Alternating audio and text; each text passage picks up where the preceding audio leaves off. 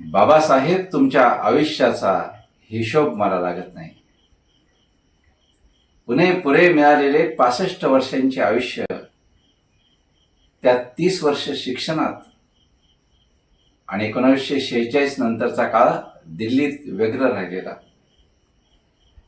अवघी 25 वर्ष मिळाली बाबासाहेबांना चळवळी करायला आणि लेखनाला. त्यात तब्येतीची अजिबात साथ नाही. इतक्या थोड्या काळात हा माणूस नियतकालिक चालवतो, 23 ग्रंथ लिहितो, शेकडो लेख लिहितो, भाषणे करत राहतो, मनुस्मृती दहन, 14 तळे, काळाराम मंदिर आंदोलन, शिक्षण संस्थेची स्थापना, राजकीय पक्ष स्थापन करून निवडणुका, गोलमेज परिषद आणि हजारो मैलांचा प्रवास वाचन लेखनावरची पकड सुटू न देता. हे सारं बाबासाहेब कसं जमवलं असेल तुम्ही, याचा हिशोब मला लागत नाही.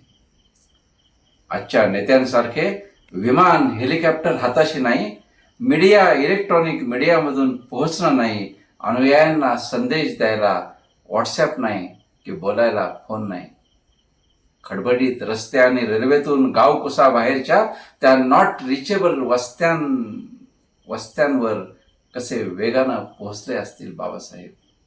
त्यांच्याशी संवाद साधायचा ती सारी माणसं काही टेक्नोसवी नसणारी, फाटकी, निरक्षर, अन्यायानं पिचलेली, भेदरलेली.